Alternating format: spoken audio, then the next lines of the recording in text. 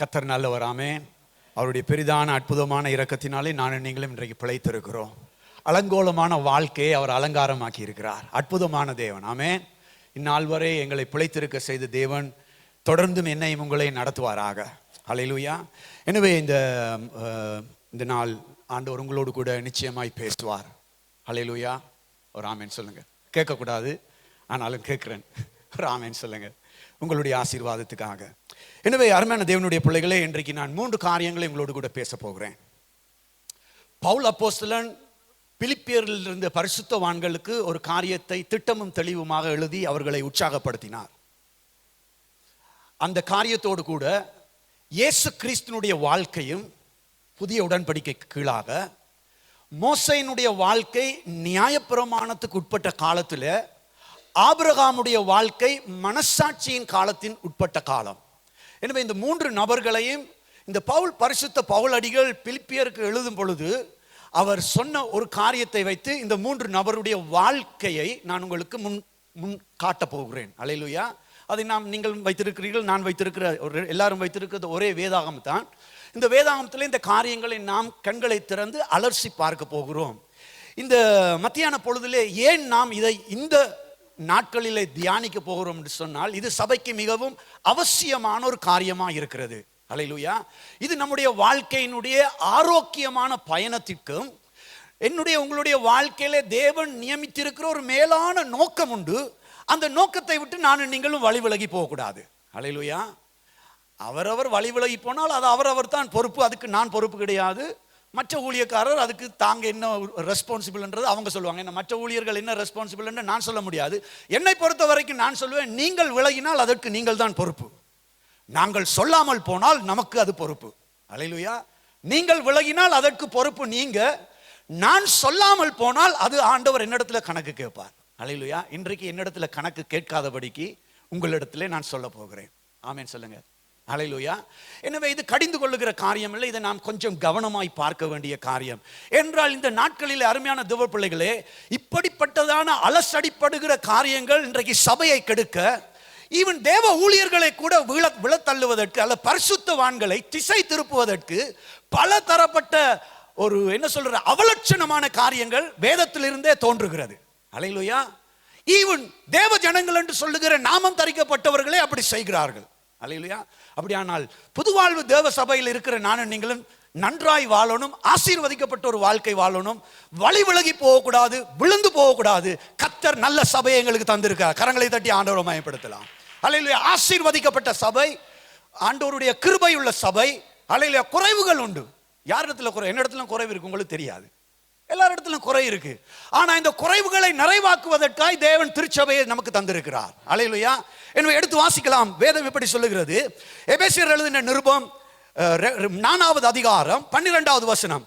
பரிசுத்தவான்கள் சீர் பொருந்தும் பொருட்டு சுவிசேஷத்தின் வேலைக்காகவும் கிறிஸ்துவின் சரீரமாகிய சபையானது பக்தி விருத்தி அடைவதற்காகவும். பரிசுத்த பவுல் என்ன சொல்லுகிறார்? எபேசுக்கு எழுதும் பொழுது, ஏன் நானும் நீங்களும் சபைக்கு வரணும்? பரிசுத்தவான்கள் சீர் பொருந்துவதற்காக தான் திருச்சபையை இந்த மில்டன் கேன்ஸ்ல வச்சிருக்கிறாரு. அல்லேலூயா.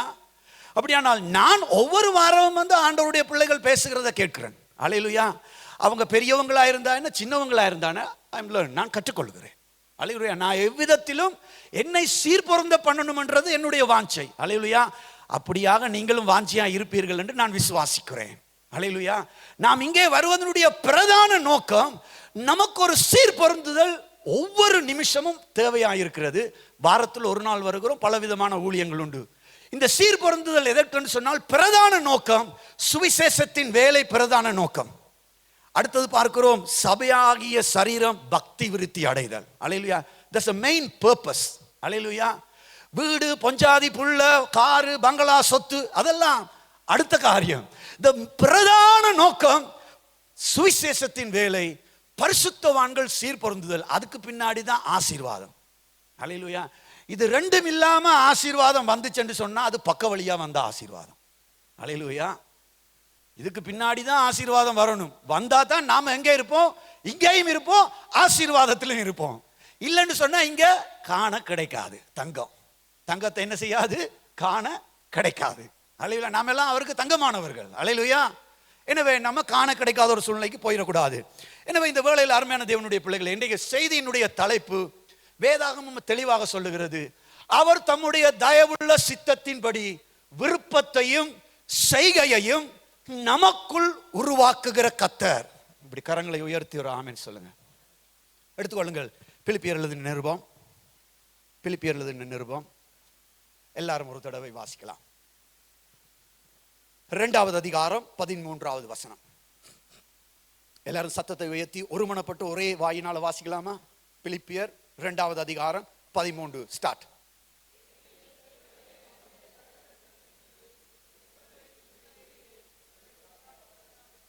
இன்னொரு தடவை சத்தத்தை உயர்த்தி வாசிக்கலாமா? One more time.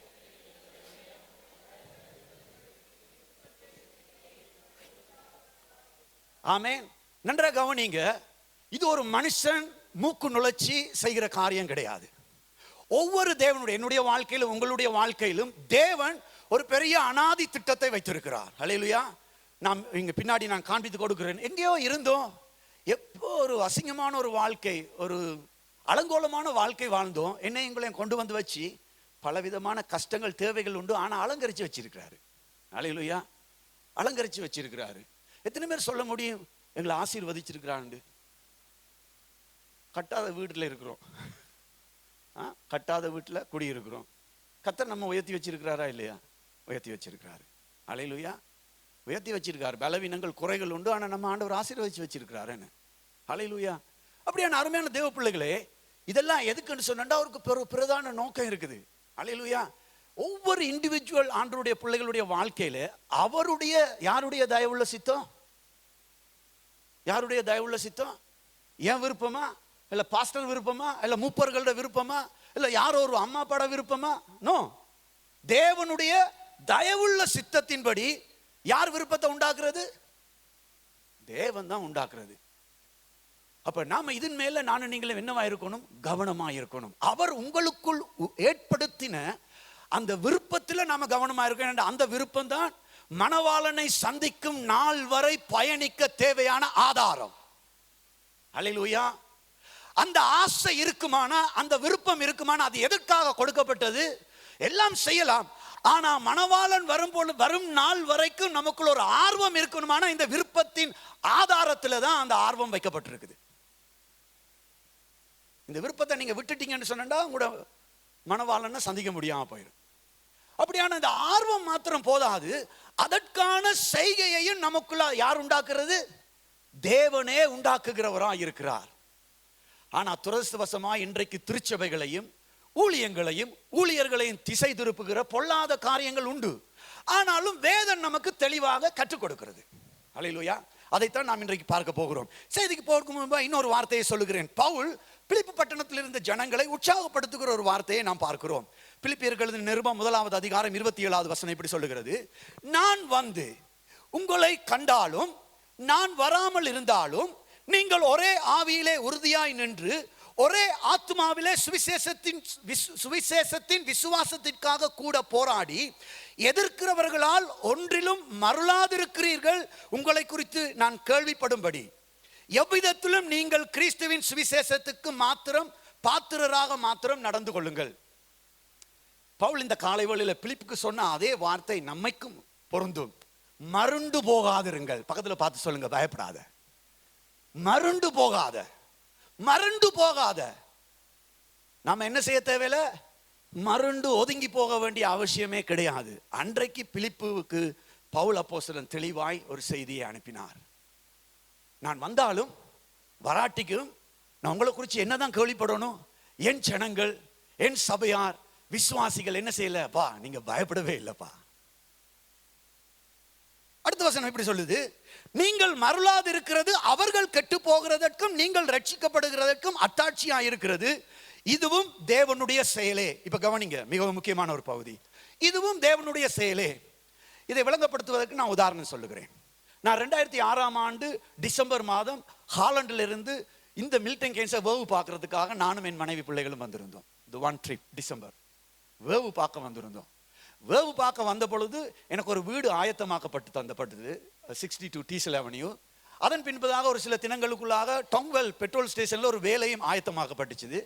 அப்போ நான் எனக்கு சாதகமான சூழ்நிலை என்று சொல்லி நான் போயிட்டு மறுபடியும் 2007ஆம் ஆண்டு பிப்ரவரி மார்ச்சில் மனைவியும் பிள்ளைகளை அனுப்பிவிட்டு நான் கடைசியாக வர வேண்டி இருந்துச்சு. 2007ஆம் ஆண்டு இந்த சபையில் வந்து இணைந்து கொண்டேன். இன்றைக்கு 2024ஆம் ஆண்டு. நான் இந்த இத்தனை வருஷங்கள் ஜேர்னி, இந்த பயணத்தில் பல காரியங்களை நான் பார்த்துருக்கிறேன், நீங்களும் பார்த்துருக்கிறீர்கள்.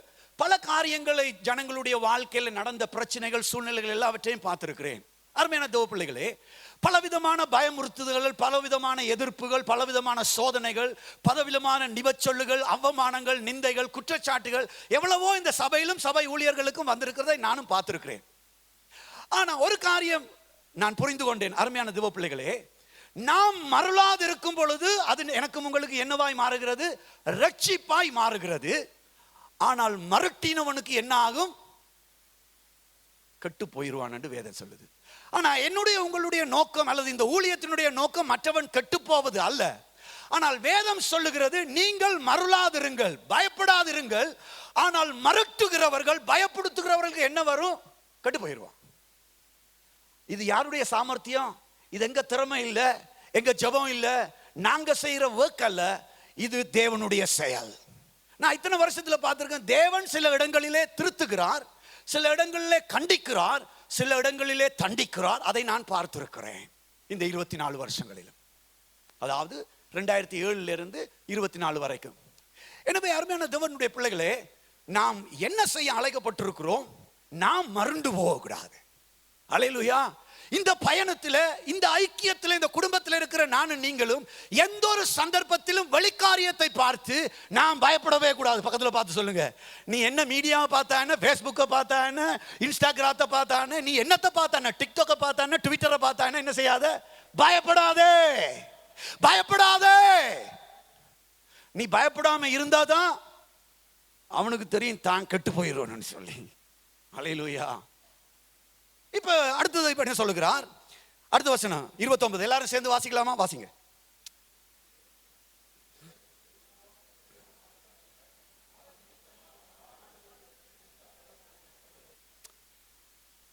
இப்படி சொன்ன பவுல் பிலிப்பு சபைக்கு ஒரு பெரிய கிஃப்ட் கொடுக்கிறார். பெரிய கிஃப்ட்.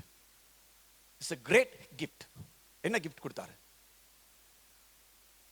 நம்ம ஆட்களுக்கு ஆசீர்வாதம் என்றாதான் இல்ல. அருமையான தேவ பிள்ளைகளே, பிலிப்பு பட்டணத்தில் இருந்த பரிசுத்தவான்கள், ஊழியர்கள், விசுவாசிக்கு பவுல் சொல்லும் பொழுது பயப்பட வேணாம் என்று சொல்றாரு.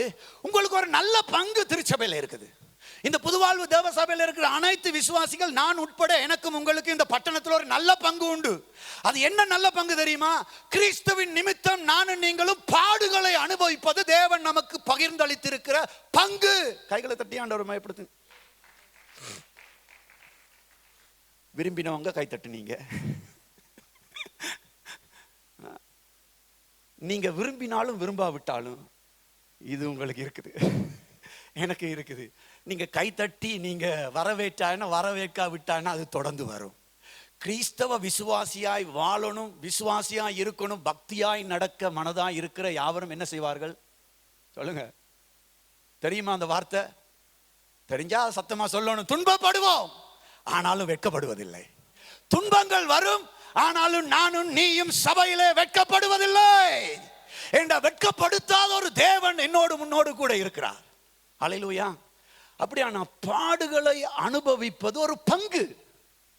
ஆனா அனுபவிச்ச பின்னாடி வருவது ஆசீர்வாதத்தின் பங்கு. அல்லேலூயா. முன்னாடி வருவது பாடுகளை அனுபவிப்பது தேவ பிள்ளைகளுக்கு நியமிக்கப்பட்டிருக்கிற பங்கு. இந்த பங்கை நானும் நீங்களும் அனுபவிக்கும் பொழுது பின்னாடி வருவது பரலோக ஆசீர்வாதத்தின் பங்கு. நமக்கு என்ன விருப்பம்?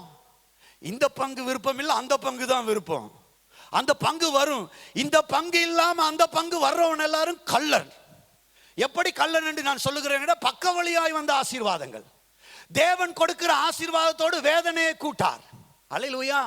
அப்படியான தேவன் ஒரு மனிதனுடைய வாழ்க்கையில பாடுகளை அனுபவிப்பது எதற்குன்னு சொன்னா, எங்களை உருவாக்குவதற்காக. நான் சொல்றேன், தாழ்மையை கற்றுக்கொள்வதற்காக, நல்ல குணத்தை கற்றுக்கொள்வதற்காக, நல்ல சுபாவங்களை கற்றுக்கொள்வதற்காக. நாம் விட்டு கொடுக்காவிட்டால் தாமதிப்போம். நான் இதுவரைக்கும் நான் சொல்றேன், இன்னும் கற்றுக்கொண்டிருக்கிறேன், இன்னும் உருவாக்கப்பட்டு கொண்டிருக்கிறேன், இன்னும் செதுக்கப்பட்டு கொண்டிருக்கிறேன். இங்க நின்று பேசுறதுனால நான் பெரிய ஜம்பவான் கிடையாது. சில இடங்களில் உங்களை விட நான் பலவீனர். சொன்னா தானே தெரியும். இங்க நின்று பேசுறதுக்கு அவர் தைரியம் கொடுத்திருக்கிறாரு. வீட்டை போனா எப்படி போயிடும். ஆனா தேவன் அவ்வளவு நல்லவராக இருக்கிறாரு. அப்படியானா நீங்கள் பவுல் என்ன சொல்லுகிறாரு பிலிப்பி பட்டணத்துக்கு? மருளாதப்பா, தைரியமாயிரு. ஆனா நல்ல பங்கு வச்சிருக்கிறாரு. நான் சோதிக்கப்பட்ட பின்னாடி பொன்னாக விளங்குவேன். அப்படியான அருமையான தேவனுடைய பிள்ளைகளே, நானும் நீங்களும் சோர்ந்து போகக்கூடாது.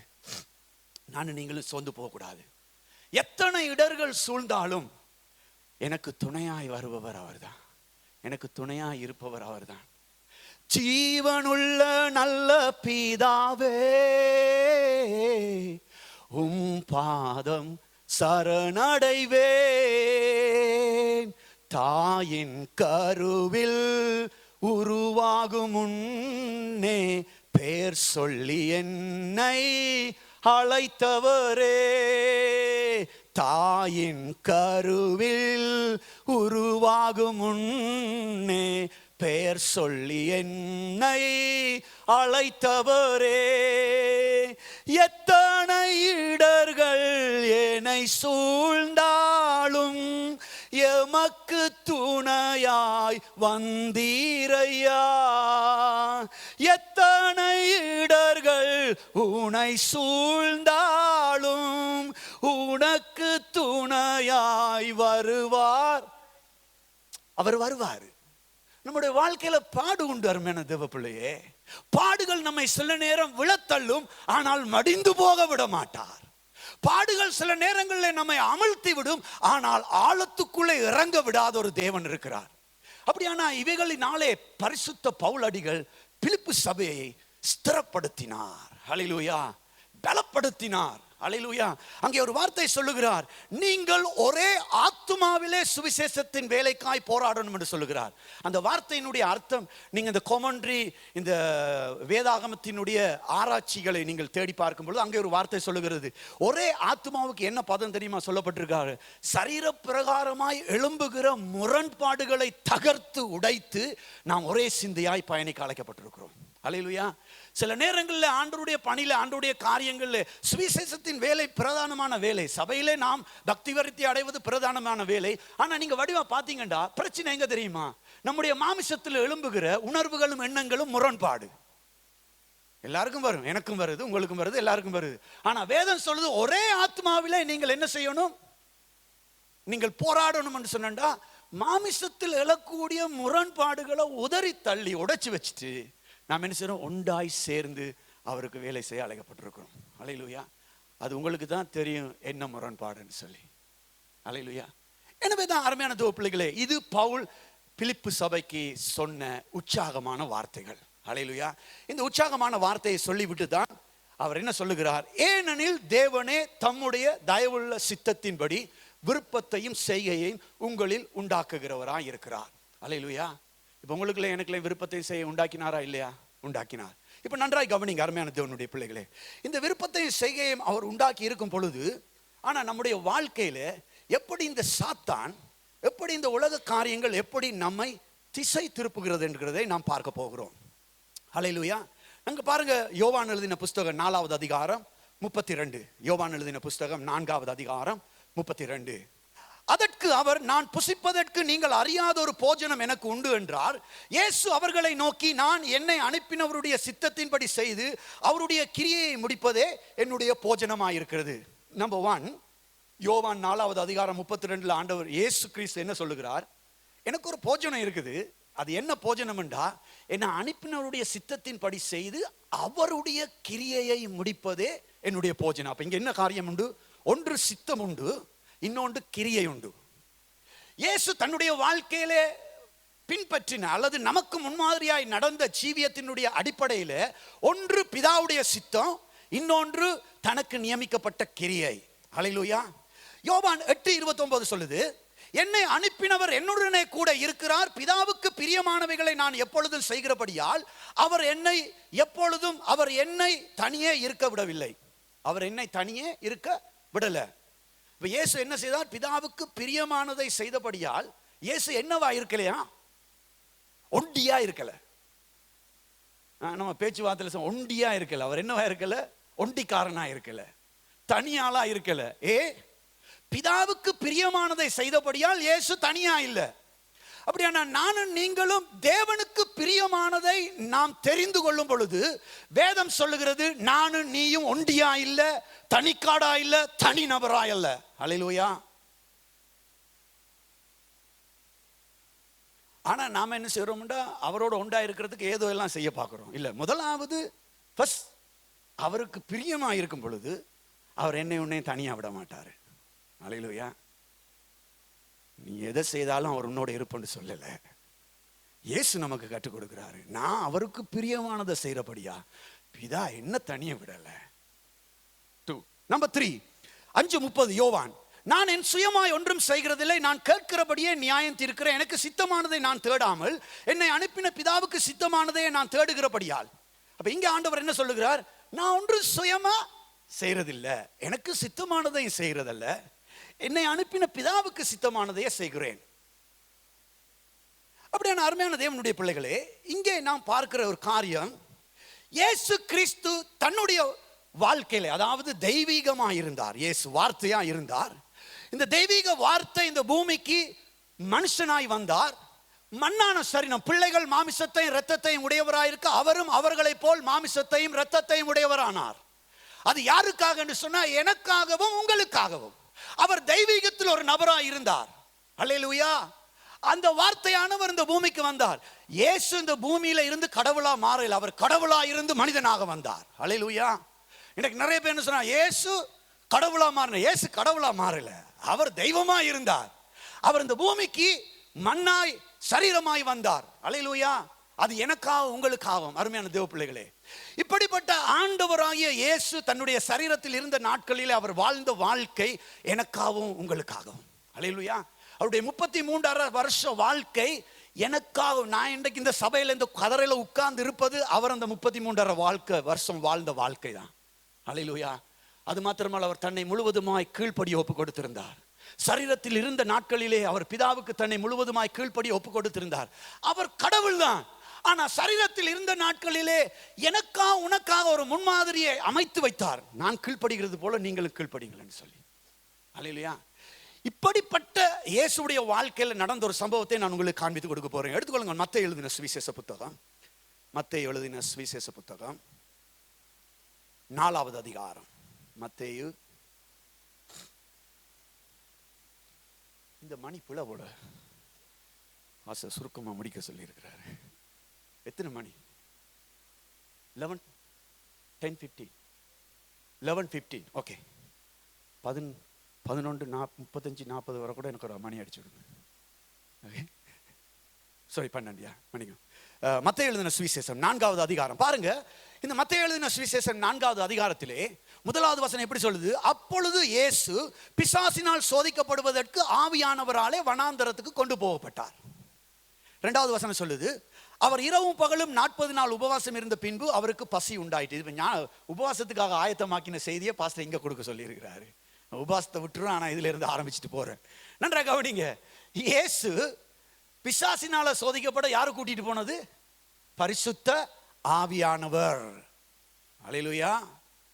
யாரு கூட்டிட்டு போனது? யாரும் இல்ல, ஆவியானவர். அல்லேலூயா. இப்ப கவனிங்க, வேதம் தெளிவாக சொல்லுகிறது, ஆண்டவர் சோதனைக்கு முதலாவது பிசாசு பயன்படுத்தின வார்த்தை என்ன? நீர் தேவனுடைய குமாரனே ஆனால். இப்ப சொல்லுங்க, இயேசு தேவனுடைய குமாரனா இல்லையா? எப்படி தெரியும்? இவனுக்கு தெரிஞ்சிருந்தா இவன் என்ன செய்திருக்க மாட்டான்? கேள்வி கேட்டிருக்க மாட்டான். அந்த அதிகாரத்துக்கு மேல முதல் அதிகாரத்தினுடைய கடைசி வசனம் என்ன சொல்லுது? அன்றியும் வானத்திலிருந்து ஒரு சத்தம் உண்டாகி, இவர் என்னுடைய நேசகுமாரன், இவரில் பிரியமாயிருக்கிறேன் என்று உரைத்தது. ஜீசஸை பார்த்து பரலோகத்திலிருந்து பிதா ஒரு சத்தம் போடுகிறார். என்ன தெரியுமா? என்னுடைய அன்பு குமாரன், என்னுடைய நேச குமாரன், இவர் இல்லைன்னா பிரியமாக. இப்ப சொல்லுங்க, இவர் ஊழியம் செய்து இந்த பட்டம் வாங்கினாரா? ஊழியம் செய்யக்கு முன்னாடி இந்த பட்டம் வாங்கினாரா? உங்க வேதம் தான், உங்க கையில தான் வேதம் இருக்கு. இந்த சாட்சி, இந்த பெருமைப்படக்கூடிய ஒரு வார்த்தை இந்த மேன்மையான ஒரு வார்த்தை, இவர் என்னுடைய நேசகுமாரன், இவரில் நான் பிரியமாய் இருக்கிறேன் என்ற பிதாவுடைய சத்தம் தொனித்தது. இவர் ஏதாயிலும் செஞ்சு பெற்றுக்கொண்டாரா? ஊழியம் செஞ்சு பெறவே இல்லை. அப்ப எப்படி இது கிடைச்சிச்சு? மரியாளோடும் யோசேப்போடும் சகோதரரும் குடும்பத்தில் கீழ்ப்படிஞ்சிருந்தாரு. அல்லேலூயா. இந்த சாட்சி சபையில் அட்டகாசமான ஊழியத்தில் அட்டகாசம் பண்ணினதுனால கிடைக்கல, பிசாசு விரட்டினதுனால கிடைக்கல, கீழ்ப்படிஞ்சிருந்ததுனால கிடைச்ச பரலோக சாட்சி. அல்லேலூயா. அப்ப இயேசு முதலாவது எந்த விதமான சாட்சியை அவர் தன்னுடைய வாழ்க்கையில வைத்திருந்தார் அல்லது நிலைப்படுத்தினால நமக்கு சொல்லிக் கொடுக்கிறார்? எந்த சாட்சி? முதலாவது கீழ்ப்படிதலினாலே வருகிற சாட்சியை உடையவர்களாய் திருச்சபை இருக்க அழைக்கப்பட்டிருக்கிறது. அதுக்கு பின்னாடி தான் மற்ற சாட்சி எல்லாம். அல்லேலூயா. இப்ப கவனிங்க, நான் முன்னாடி வாசிச்ச வசனங்கள்ல இயேசுடைய தெளிவான தரிசனம் சொல்லப்பட்டிருக்குது, பிதாவுடைய தெளிவான சித்தம் சொல்லப்பட்டிருக்கிறது, பிதா குமாரனை அனுப்பினுடைய தெளிவான நோக்கம் எல்லாம் சொல்லப்பட்டிருக்குது. அப்படி சொல்லப்பட்டிருந்த பொழுதும் அருமையான தோப்பிள்ளைகளே, இயேசு 40 நாள் உபவாசம் பண்ணுகிறார். இப்ப சொல்லுங்க, நானும் நீங்களும் ஆவியானோட உதவியோடு உபவாசம் இருந்தா எனக்கு உங்களுக்கு என்ன தரிசனம் வரணும்? பரலோக தரிசனம் வரணுமா, பிசாசுட தரிசனம் வரணுமா? சொல்லுங்க. இயேசுக்கு வந்த தரிசனம் என்ன? பரலோக தரிசனமா, பிசாசுட தரிசனமா? எவ்வளவு அமைதியா இருக்கிறீங்க? ஒருவேளை யோசிக்கிறீங்களா? பரிசுத்த ஆவியான உபவாசத்துக்கு கொண்டு போனா பிசாசு தரிசனம் கொடுப்பானா? இயேசு என்ன சொல்லி கொடுக்க விரும்புறாரு சபைக்கு? இயேசு 40 நாள் உபவாசம் இருந்தார். பரிசுத்த ஆவியானவர் வனாந்தரத்துக்கு எடுத்து கொண்டு போனார். பிசாசினால சோதிக்கப்படுவதற்காய் கொண்டு போனார். ஆவியானவருடைய முற்று முழுதான வழி நடத்தல்ல இயேசு நடத்தப்பட்டு கொண்டு போனார். இப்ப கவனிங்க, உபவாசம் முடிஞ்சுது. இயேசுடைய உபவாசம் முடிஞ்சுது. என்ன தரிசனம் இயேசு பார்த்திருக்கணும்? பரலோக தரிசனம் தானே பார்த்திருக்கணும். பரிசுத்த ஆவியான கொண்டு போயிருந்தா என்ன தரிசனம் கொடுத்திருப்பாரு? பரலோக தரிசனம் தான் கொடுத்திருப்பாரு. ஆனா பிசாசு தரிசனம் கொடுக்குது. இப்ப உங்க உபவாசத்துல பரலோக தரிசனம் வருதா, பிசாசுட தரிசனம் வருதா?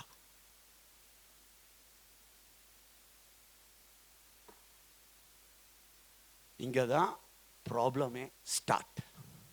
இங்கதான் சபைக்கும் ஊழியத்துக்கும் ஊழியக்காரருக்கும் விசுவாசிகளுக்கும் பிரச்சனையே ஆரம்பம். அல்லேலூயா. இயேசு நல்ல முன்மாதிரி. ஆமென். இயேசு நமக்கு முன்னோடினவர், சத்தியத்துக்கு சத்தியமானவர், உண்மைகளுக்கெல்லாம் உண்மையானவர், ராஜாதி ராஜா. அவர் போதுமானவர். அல்லேலூயா. அவருடைய அடிச்சுவடுகளிலே முன்மாதிரியிலே நானும் நீங்களும் நடக்க அழைக்கப்பட்டிருக்கிறோம். பொதுவா நானும் நீங்களும் உபவாசம் ஆவியானவர்களா இருந்தா நமக்கு என்ன தரிசனம் தான் வரும்? பரலோக தரிசனம் தான் வரும். மாறாக வேதன் நமக்கு ஒரு காரியத்தை கண்டிப்பாகவும் எச்சரிக்கையாகவும் சொல்லிக் கொடுக்கிறது. பிசாசு தரிசனம் கொண்டு வந்தான். நம்பர் 1. இதை குறித்து விரிவாய் நான் இப்போது சொல்லவில்லை, கவனிங்க. இந்த தரிசனத்துல பிசாசு பயன்படுத்தின டூல் என்ன? சொல்லுங்க சொல்லுங்க. தேவனுடைய வார்த்தை. பிசாசு பயன்படுத்தின டூல்ஸ் என்ன? தேவனுடைய வார்த்தை. அப்படியானால் ஆவியானவர் கொண்டு போகிறார் வனாந்தரத்துக்கு. ஆவியானவர் உபவாசம் இருக்க ஏவுகிறார். ஆவியானவர் சகலத்தையும் ஆளுகை செய்து அவருக்கு உறுதுணையா இருக்கிறார். அதே நேரத்தில் தரிசனம், கிடைத்த தரிசனம் கொஞ்சம் வித்தியாசமான தரிசனம். அது மாத்திரமல்ல, பிசாசு பயன்படுத்தின ஆயுதம் எங்க இருந்து வந்துச்சு? வேதத்திலிருந்து தான் அந்த ஆயுதத்தை எடுத்தான். என்ன ஆயுதம் எடுத்தான் சொல்லுங்க? ஏற்கனவே உங்களுக்கு சங்கீதம் வேத பாடத்தில் இந்த ஒரு பகுதியை நான் சொல்லி இருக்கிறேன். உங்களுக்கு எடுத்துக்கொள்ளுங்கள். சங்கீதம் 91. இதை அப்படியே வைத்துக் கொள்ளுங்கள். சங்கீதம் 91.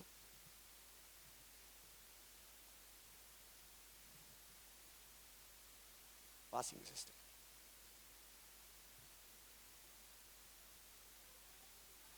இல்ல சிஸ்டர், அந்த ப்ராப்ளத்தை மாத்திரம் வாசிங்க. 11-12.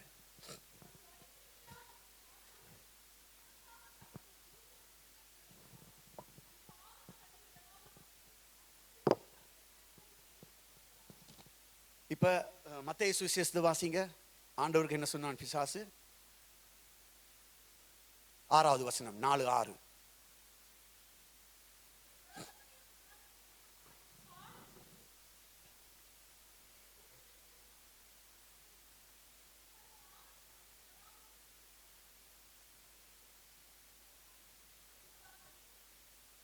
ஓகே, எங்கே இருந்து பிசாசு எடுக்கிறான் வசனத்தை?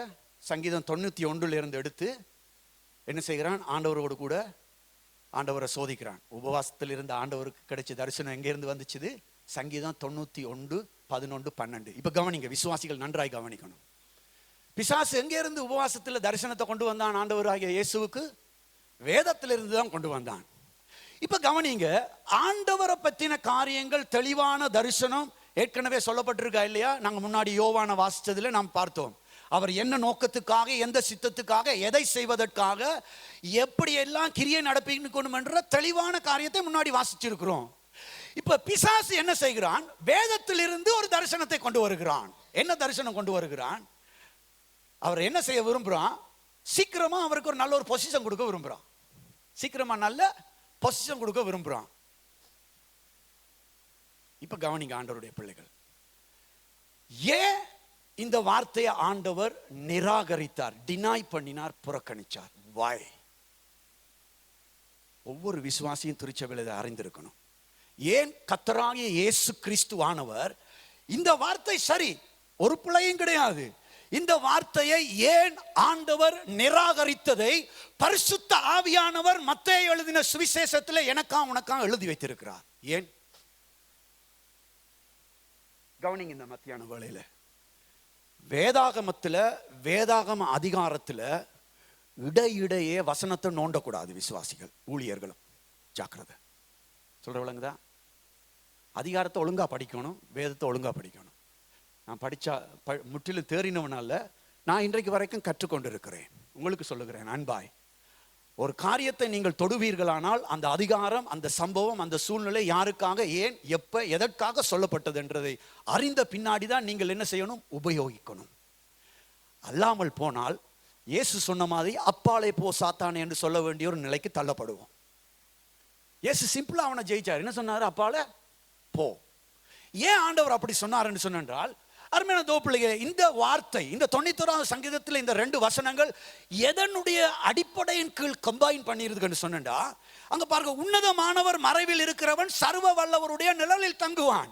அப்ப உன்னதமானவருடைய மறைவில் இருக்கிற ஒரு தேவ பிள்ளை, சர்வ வல்லவருடைய நிழலில் இருக்கிற தேவ பிள்ளைக்கு இதுல சொல்லப்பட்ட ஆசீர்வாதம். உன்னதமானவர் மறைவிலும் இல்ல, சர்வ வல்லவருடைய நிழலும் இல்ல, எப்படி எடுத்து இந்த ஆசீர்வாதத்தை மற்றவனுக்கு கொடுக்கிறது? அப்படி கொடுப்போமானா சாத்தானுடைய வர்க்.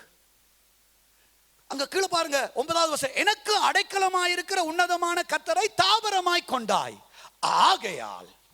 அப்ப தாவரமாக்கி கொண்டவனுக்கு தான் என்ன? தூதர்கள் தாங்குவார்கள், தூதர்கள் ஏந்துவார்கள். ஆண்டவர் ஏன் தெரியுமா இத புறக்கணிச்சாரு? இவன் இடையில இருந்து எடுத்த நோக்கம் புல. என்ன நோக்கம்?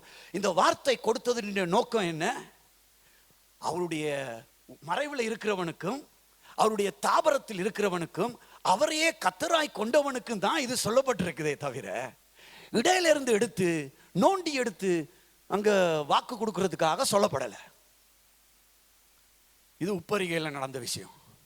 இன்றைக்கு பொதுவாக இன்றைக்கு நடக்கிற இந்த மீடியாவோ, இன்றைக்கு நடக்கிற இந்த கிறிஸ்டியன் பெண்டகோஸ்ட் வட்டாரங்களை பார்த்தீங்கன்னா, எங்க பார்த்தாலும் பாருங்க துண்டு வட்டின காரியம் தான் நிறைய இருக்குது. பார்த்துருக்கிறீங்களா? துண்டு வட்டி காட்டுற காரியம். நாமளும் ஆவண்டு பார்த்துட்டு, இது நல்லா இருக்கு, சூப்பரா இருக்கு, இந்த வாக்குத்தத்தம் இது நல்லா இருக்குது. இது ஏன் தெரியுமா சாத்தான் இப்படி செய்தான்? ஆண்டவருடைய டைரக்ஷனை திருப்புறதுக்காக. உங்களுக்கு புரியுதா? ஆண்டவர் பிதாவுடைய சித்தத்தின்படி அனுப்பப்பட்டார். பிதாவுடைய சித்தத்தின்படியே எனக்காகவும் உங்களுக்காகவும் சரியானதை செய்ய அழைக்கப்பட்டார். அவர் அழைக்கப்பட்ட அந்த சித்தத்திலிருந்து கொஞ்சம் திருப்புறதுக்காக. ஆனா காட்டினதெல்லாம் பெருசு பெருசா வணங்கினா ராஜ்யங்களை காட்டுறான், உங்களுக்கு அது தருவன்றான், இது தருவன்றான். அருமையான தோப்பிள்ளைகளே, இதுல இருந்து நாம் கற்றுக்கொள்ள வேண்டிய பாடம் திருச்சபை. நான் நீங்களும் கவனமா இருக்கணும். இந்த துண்டு வட்டி பிரசங்கம் பண்ற காரியம், இந்த துண்டு வட்டி கொடுக்கிற காரியம் ஜாக்கிரதையா இருக்கணும். சில நேரங்களில் உங்களுடைய தரிசனம், உங்களுடைய எதிர்பார்ப்பை விட்டு அது என்ன செய்யும்? உங்களை கொஞ்சம் தள்ளி கொண்டு போய்விடும். அல்லேலூயா. என்றால் வேதம் சொல்லுது, அவர் தம்முடைய தயவுள்ள சித்தத்தின்படி விருப்பத்தையும் செய்கையையும் உங்களுக்குள் உண்டாக்கி வைத்திருக்கிறார். இந்த விருப்பத்தையும் செய்கையையும் விட்டு என்ன செய்யக்கூடாது? பிசாசுடைய சோதனை என்னது? கொஞ்சம் திருப்பி விடுறதான். அப்ப இயேசு நமக்கு என்ன கற்றுக் கொடுக்கிறார்? பிதா அவருக்குள்ள ஒரு விருப்பத்தை வச்சிருந்தாரு. அவர் செய்ய வேண்டிய ஒரு கிரியை அவர் சொல்றாரு. எனக்கு நியமிக்கப்பட்டிருக்க கிரியை சொல்ற அவ்விதமாக விசுவாசிகளாகிய நானும் நீங்களும் திருச்சபையில அவர் ஒரு விருப்பத்தை நமக்குள் வைத்திருக்கிறார். நமக்கு ஒரு செய்கையை வைத்திருக்கிறார். இந்த விருப்பத்தையும் செய்கையும் சிதறடிக்க பிசாசு பயன்படுத்துகிற ஆயுதம் வேதம். பிசாசு பயன்படுத்துகிற ஆயுதம் தேவ வார்த்தை. அப்படியானா நானும் நீங்களும் இன்றைக்கு உலகத்தில் நடக்கிற இந்த அலங்கோலமான காரியத்துக்கு நானும் நீங்களும் தப்பி வாழ தேவன் அழைத்திருக்கிறார். அல்லேலூயா. ஒரு காரியத்தை ஒருவர் சொல்லும் பொழுது காரியம் இப்படி இருக்காண்டு கொண்டு போய் ஆராய்ச்சி பார்க்கணும். அல்லேலூயா. அதுதான் உங்க வாழ்க்கையை நற்குணத்துக்கு கொண்டு வரும். அல்லேலூயா. இல்லையே நீங்க சபையில் இருப்பீர்கள், ஆனா உங்க உறவெல்லாம் வெளியே இருக்கும். நீங்கள் சபையில் இருப்பீர்கள், ஒரு தேவன் தம்முடைய தயவுள்ள சித்தத்தை உங்களுக்கு வச்ச ஒரு விருப்பத்துக்காக அழைச்சிருப்பாரு, ஆனா நீங்கள் அதை நிறைவேற்றாதவர்களாய் உலக காரியத்தை நிறைவேற்றுகிறவர்களாய் இருப்பீர்கள். அப்ப நாங்களே என்ன செய்யணும்? செக் பண்ணி பார்க்கணும்.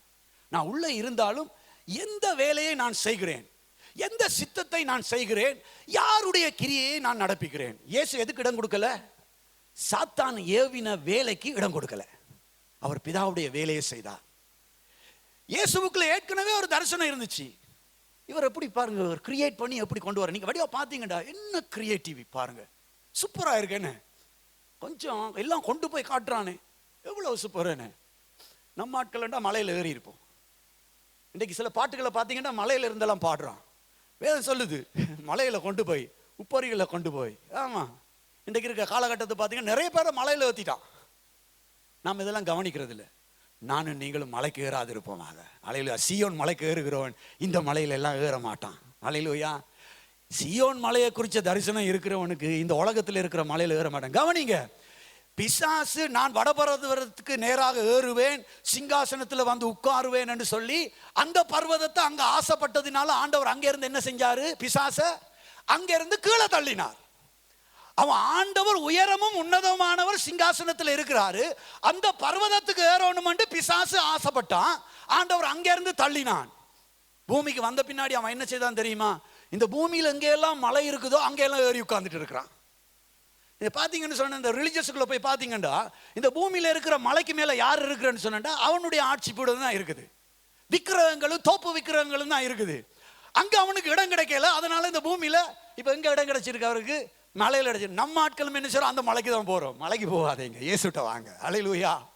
அவன் ஏற்கனவே அந்த மலைக்கு போக முடியாம தள்ளி விட்டாரு. அவன் இந்த பூமியில வந்து இருக்கிற மலையெல்லாம் பிடிச்சி வச்சிருக்கிறான். நீ அந்த மலைக்கு போகாதையா, இந்த மலைக்கு வாயா. இதுதான் சுவிசேஷம். அல்லேலூயா. ஆனா துரதிர்ஷ்டவசமா அந்த மலைக்கு தான் போக ஆசைப்படுறோம். அப்ப முதலாவது சம்பவம், இயேசுடைய வாழ்க்கையிலே தயவுள்ள சித்தத்தின்படி பிதாவுடைய சித்தத்தை அவர் என்ன செய்தார்? நிறைவேற்றுவதிலே கவனமாயிருந்தார். திசை திருப்ப பிசாசு பயன்படுத்தின வார்த்தைகளை நிராகரித்தார். எனவே நீங்களும் நானும் இன்றைக்கு இந்த மத்தியான வேளையில கவனமாயிருக்க அழைக்கப்பட்டிருக்கிறேன். நீங்க என்னத்தை கேட்குறீங்க, எதை பார்க்குறீங்க, எது உங்களோடு கூட பேசுதுங்கிறத குறித்து நானும் நீங்களும் சபையில கவனமாயிருக்க அழைக்கப்பட்டிருக்கிறோம். நம்பர் 2 எடுத்துக்கொள்ளுங்கள். அப்போஸ்தலர் எழுதின அப்போஸ்தலர் நடபடிகள் 7வது அதிகாரம். அப்போஸ்தலர் நடபடிகள் 7வது அதிகாரம்.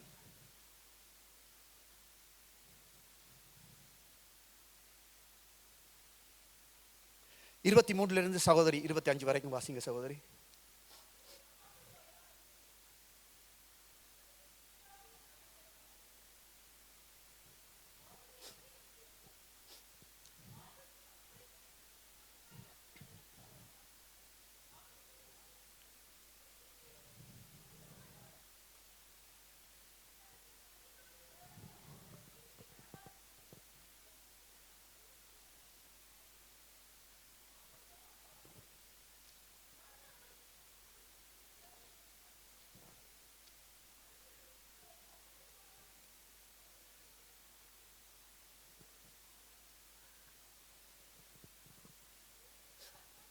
இல்ல சிஸ்டர், போதும் சிஸ்டர், 25 வரைக்கும். கவனிங்க அருமையான தேவனுடைய பிள்ளைகளே, இங்கே மோசேயை பற்றி சொல்லப்படுகிறது. இந்த 23வது வசனத்திலிருந்து 25வது வசனம் வரைக்கும் நன்றாக கவனிங்க. ப்ளீஸ் இங்கே லிசன் பண்ணுங்க, கவனிங்க. அவனுக்கு 40 வயதான போது இஸ்ரவேல் புத்திரராகிய தன்னுடைய சகோதரரை கண்டு சந்திக்கும்படி அவனுடைய இருதயத்தில், சொல்லுங்க நீங்க, அவனுடைய இருதயத்தில், பரிசுத்த பவுலடிகள் பிலிப்புக்கு சொல்லும் பொழுது என்ன சொல்லுகிறார்? தேவன் தம்முடைய தயவுள்ள சித்தத்தின்படி உங்களுக்குள் விருப்பத்தையும் செய்கையையும் உண்டாக்குகிறார். அப்படியானால் மோசேனுடைய இருதயத்தில் இந்த விருப்பமும் எண்ணமும் யாரினால் உண்டாக்கப்பட்டது? தேவனால் உண்டாக்கப்பட்டது. அப்படியானால் முதலாவது வேதம் சொல்லுகிறது, அவனுக்கு 40 வயதான பொழுது தன்னுடைய சகோதரரை ஜனங்களை சந்திப்பதற்காக அவனுக்குள்ள என்ன வந்துச்சு? எண்ணம் வந்துச்சு. இந்த எண்ணத்தை நீங்க கற்றுக்கொள்ளணுமான, இந்த எண்ணத்துக்குள்ள என்ன இருக்குது, இந்த எண்ணத்துக்குள்ள, இந்த சிந்தைக்குள்ள என்ன இருக்குதுன்னு கற்றுக்கொள்ளணுமானா, தயவு செய்து இந்த வசனத்துக்கு பக்கத்துல எபிரேயர் 11:24 26 வரைக்கும் எழுதி வச்சுக்கொள்ளுங்க. அல்லேலூயா. எபிரேயர் 11:24 வரைக்கும் எழுதி வச்சுக்கொள்ளுங்க. சகோதரி வாசிங்க, எபிரேயர் 11:24 26 வரை.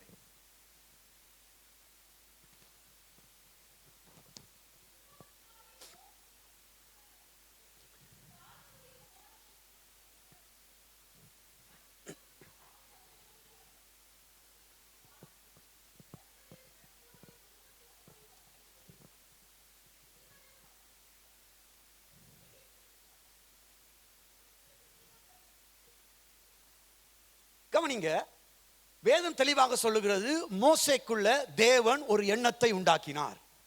அது என்ன எண்ணம்? வேதம் தெளிவாக சொல்லுகிறது, அவன் எங்க இருந்தான்? விசுவாசத்தினாலே மோசே தான் பெரியவன் ஆன பொழுது பார்வோனுடைய குமாரத்தி என்று எண்ணப்படுவதை முதலாவது என்ன செய்கிறான்? வெறுக்கிறான்.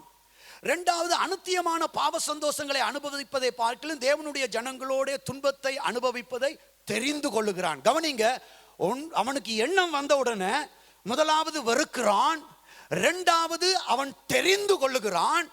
இனி வரும் பலன் மேல் நோக்கமாயிருந்து எகிப்தில் உள்ள பொக்கிஷங்கள் எல்லாவற்றிலும் கிறிஸ்துவின் நிமித்தம் வரும் நிந்தையை அதிக பாக்கியம் என்று எண்ணினான். இப்ப அருமையான தேவனுடைய பிள்ளைகளை நன்றாய் கவனிக்கணும். இந்த மோசே எண்ணினான் என்கிறதை இங்க தான் நம்ம பார்க்க முடியும். மோசே என்ன எண்ணினார்? 40 வயசுல ஒரு எண்ணம் வந்துச்சு. அது என்ன எண்ணம்? சும்மா கூப்பிடல. என்னை உங்களை இந்த திருச்சபையில் ஆண்டவர் சும்மா பயில் காட்டி கூப்பிடல. அல்லேலூயா. முதலாவது நமக்குள்ள வேதம் சொல்லுது, நீங்கள் என்னை தெரிந்து கொள்ளவில்லை, நான் கர்த்தராகிய ஆண்டவர் சொல்ல நானே உங்களை தெரிந்து கொண்டேன். இங்க இருக்கிற அருமையான தேவ பிள்ளைகளை, ரட்சிக்கப்பட்ட ஒரு சிலர் ஆண்டவரை ஏற்றுக்கொள்ளுகிற பக்குவத்தில் இருக்கிறீர்கள். நீங்க யாருமே நீங்க தெரிஞ்செடுத்து வரல. அவர் உங்களை முன்குறிச்சி, அவருடைய கண்கள் பார்க்கிறது. அல்லேலூயா. அவர் நம்மை முன்குறித்தார், அவர் நம்மை தெரிந்து கொண்டார். வேதம் சொல்லுது, நீங்கள் என்னை தெரிந்து கொள்ளவில்லை, நான் உங்களை தெரிந்து கொண்டேன். எதுக்கு தெரிஞ்சு கொண்டாரு? விருப்பத்தையும் செய்கையையும் நமக்குள்ள உண்டாக்குவதற்காக.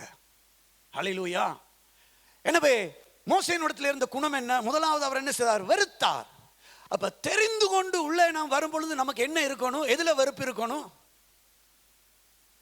நாங்க எங்கே இருந்து தூக்கி கொண்டு வரப்பட்டோமோ அதை நாம வெறுக்கணும். தூக்கிட்டு வந்தவரை வெறுக்க கூடாது. நான் சொல்ற விளங்குதா? உங்களை இங்கே இருந்து ஆண்டவர் என்ன செய்தாரு? தூக்கி கொண்டு வந்து இங்க கொண்டு வந்தாரு சபைக்குள்ள. நாங்க எதை வெறுக்கணும்?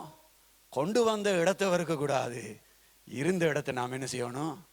பின்னானவைகளை மறந்து முன்னானவைகளை நோக்கி நமக்கு நியமித்திருக்கிற ஓட்டத்திலே பொறுமையோடு ஓட அழைக்கப்பட்டிருக்கிறோம். ஹல்லேலூயா. அப்படியா? நம்ம இன்றைக்கு துரதிர்ஷ்டவசமா எதை வெறுக்கிறோம் தெரியுமா? கொண்டு வந்தவரையும் கொண்டு வந்த இடத்தையும் வெறுக்கிறோம். இல்லை இல்லை இல்லை இல்லை. நம்முடைய செய்கையே சொல்லும் நீங்க எதை நேசிக்கிறீங்க, எதை வெறுக்கிறீங்க. ஹல்லேலூயா. அருமையான தோப்பிள்ளை, அவர் அங்கிருந்து உன்னை இங்க கொண்டு வந்தது எதுக்கு தெரியுமா? தெரிந்து கொண்டார். எதுக்கு தெரியுமா? உன்னுடைய இருதயத்தில் ஒரு எண்ணத்தை உருவாக்கி இருக்கிறார். அவர் மேல அன்பு வைக்கும்படியாய், அவரை ஏற்றுக்கொள்ளும்படியாய், அவரை நேசிக்கும்படியாக. ஹல்லேலூயா. அப்படியான மோசேயினுடைய வாழ்க்கையில எண்ணம் உண்டானது. மோசேக்கு எப்படி கிறிஸ்துவ தெரியும்? பவுல் இந்த மன்னிக்கணும், இந்த எபிரேய ஆக்கியோன் சொல்லும் பொழுது மோசேக்கு எப்படி கிறிஸ்துவ தெரியும்? கிறிஸ்துவின் நிமித்தம் வரும் நிந்தைகளை அதிக பாக்கியம் என்று எண்ணினாராம். இப்ப பழைய ஏற்பாட்டில் கிறிஸ்து இருந்திருக்கிறார் வார்த்தையாக. அல்லேலூயா. இயேசு கிறிஸ்து பழைய ஏற்பாட்டில் இருந்திருக்கிறார். அல்லேலூயா. அதுக்கு வேத ஆதாரங்கள் உண்டு. தூதன் என்று சொல்லப்படுகிற இடங்கள் எல்லாம் சொல்லப்படுகிறது. ஓகே, அது அல்ல நம்முடைய காரியம். அப்படியானால் மோசேனுடைய வாழ்க்கையில் என்ன உண்டாயிச்சுது? எண்ணம் உண்டாயிட்டுது. எண்ணம் உண்டாயினோன்னு ஆசையை வச்சாரு ஆண்டவர், ஆசை வச்சாரு. இப்ப இவர் அந்த ஆசையில உடனே என்ன செய்யறாரு? ஆக்ஷனுக்குள்ள போறாரு. இவர் அடுத்தது என்ன? செய்கை, விருப்பத்தையும் செய்கையையும் உண்டாக்குகிறவர். முதலாவது தேவன் விருப்பத்தை எனக்கும் உங்களுக்கும் உண்டாக்குகிறார். அடுத்தது என்ன? நமக்கு செய்கை வரும். விருப்பம் நம்முடைய ஆவியில் வருகிறது. நாம் அந்த ஆவியில் வந்த விருப்பத்துக்கு இணங்கும் பொழுது அது ஆத்மாவில், நம்முடைய உணர்வுகளில், எண்ணத்தில் நாம் என்ன செய்கிறோம்? கீழ்ப்படுகிறோம். மோசே என்ன செய்தார்? கீழ்ப்படிஞ்சார். கீழ்ப்படிஞ்ச பின்னாடி நாம் என்ன செய்கிறோம்? கிரியையில் வெளிப்படுத்த நாம என்ன செய்கிறோம்? முயற்சிக்கிறோம். அந்த செய்கையும் கூட ஆண்டவருடையதா இருக்கு. என்னாலே அல்லாமல் உங்களால் ஒன்றும் செய்யக்கூடாது, எங்களால் ஏதாகிலும் ஆகும் என்பது போல யோசிக்க ஒன்றிலும் நாங்கள் தகுதியானவர்கள், எங்களுடைய தகுதியெல்லாம் அவராக இருக்கிறார்.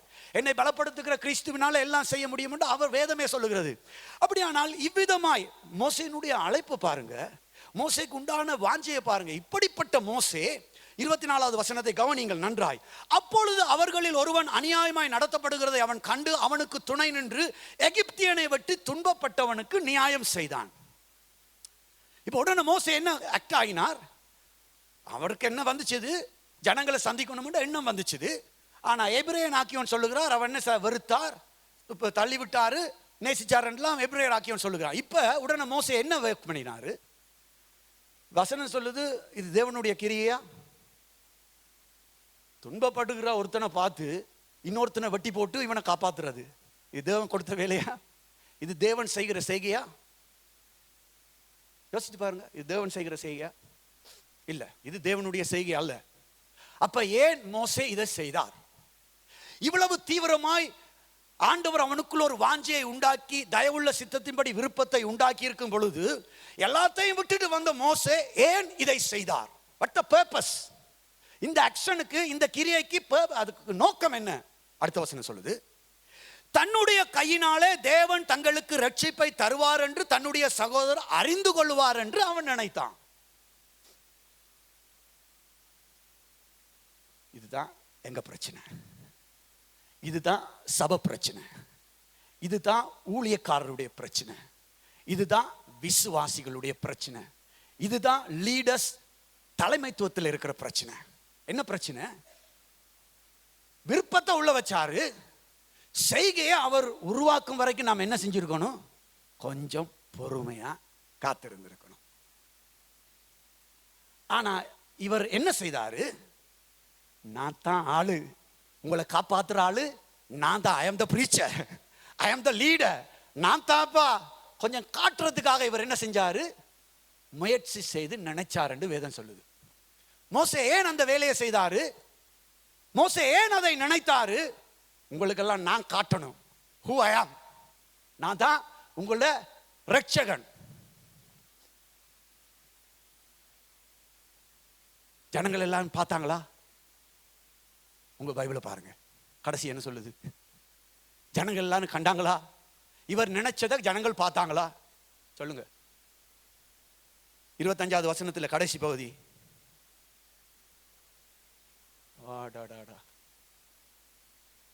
இவருடைய நினைப்பு என்ன தெரியுமா? ஐ ஆம் த லீடர், நான் தான் இத, நான் தான் ஆளு. இவர் நினைச்சாரு, ஆனால் வேதம் சொல்லுது அவர்களோ அதை அறியவில்லை. நினைப்பு கெட்டு போச்சு, நினைப்பு பிழைப்ப கெடுத்துட்டு. தேவன் எனக்குள்ளும் உங்களுக்குள்ளும் தயவுள்ள சித்தத்தின்படி விருப்பத்தையும் செய்கையையும் உண்டாக்குகிறார். It's a great commission. ஆனா நம்முடைய பங்கு என்ன? காத்திருக்கணும். அல்லேலூயா. நம்ம எவனையாயிலும் வெட்டி இன்னொருத்தனை காப்பாத்துறதுக்கு அழைக்கப்படல. வரும். இது அவர் செஞ்சது எதுக்குன்னு சொன்னா, தன்னை காட்டுவதற்காக. இவர் என்ன நினைச்சாரு? ஜனங்களுக்கு நான் தான் ஆளுன்றத அவங்க அறிவாங்கன்னு நினைச்சு. இப்ப நான் உங்க மத்தியில பிரசங்கம் பண்றேன், இப்ப நான் ஐ அம் தி குட் பிரீச்சர் என்று காட்டுறதுக்காக நினைச்சு நான் உங்களோட பேசுவேன்டா, இந்த வார்த்தை என்ன செய்யாது? உங்களிடத்துல எட்ட வேண்டிய பிரகாரமாய் வந்து எட்டாது. ஆனா இங்க இருந்து நல்லா கேட்டிருப்பீங்க. நான் சொல்றவங்களுக்கு விளங்குதா? உதாரணம் சொல்லுகிறேன். இப்ப நான் ஒரு நல்ல பிரசங்கியார் உங்களுக்கு காட்டணும் என்று நினைச்சா உங்க காது கேட்கும், ஆனா உங்க ஆவியையும் ஆத்மாவையும் அது வந்து என்ன செய்யாது? சந்திக்கவே சந்திக்காது. இந்த கிரியை தேவனுடைய கிரியை அல்ல, அது ஒரு மனுஷனுடைய சொந்த கிரியை. அப்ப இன்றைக்கு அருமையான தேவனுடைய பிள்ளைகளே, என்னுடைய உங்களுடைய பணியும் என்னுடைய உங்களுடைய தேவனுடைய வார்த்தையும் போய் அடையாமைக்கு காரணம் யாரு? நம்முடைய நினைப்பு. இந்த பூ ஜாக்கிரதை, இந்த பூ வாசமா தான் இருக்கும், ஆனா ஜாக்கிரதை. அப்ப மோசே எனக்கு உங்களுக்கு என்ன கற்றுக் கொடுக்கிறாரு? விருப்பத்தையும் செய்கை ஆண்டவர் உண்டாக்கினாலும் அவருடைய செய்கைக்காக ஆவியானுடைய ஒத்தாசையோடு கூட, தேவ வார்த்தையோடு கூட, தேவனுடைய ஆலோசனையோடு கூட நானும் நீங்களும் செயல்பட அழைக்கப்பட்டிருக்கிறோம். நாங்க எங்க நிக்கிறோம்? நாங்க என்ன வேலை செய்யறோம்? இன்னைக்கு நம்முடைய வேலைகள் ஸ்தம்பிதம் அடைவதற்கும் சிதைக்கப்படுவதற்கும் காயப்படுவதற்கும் இங்க நமக்கு ஆண்டவர் நல்ல வார்த்தைகளை கற்றுக் கொடுத்திருக்கிறார். நீங்க பின்புதான் பார்த்தீங்கன்னா 30வது வசனத்துல 40 வருஷம் சென்ற பின் சீனாய் மலை வனாந்திரத்தில் கர்த்தருடைய தூதனான ஒரு முட்செடி, எரிகிற முட்செடியிலே அக்னி ஜுவாலையிலே மோசைக்கு தரிசனமாகிறார்.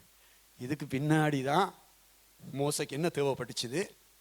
தேவனுக்கான வேலை செய்ய பயணிக்கிறாரு.